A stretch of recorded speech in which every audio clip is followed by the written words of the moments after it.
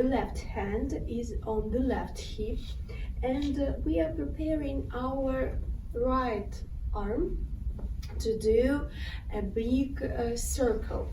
So we will draw a big circle like this. 1, then 2.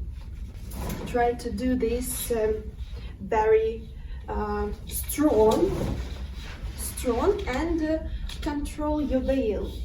But these turns we will do with shimmy, hip shimmy in releve. Be attentive.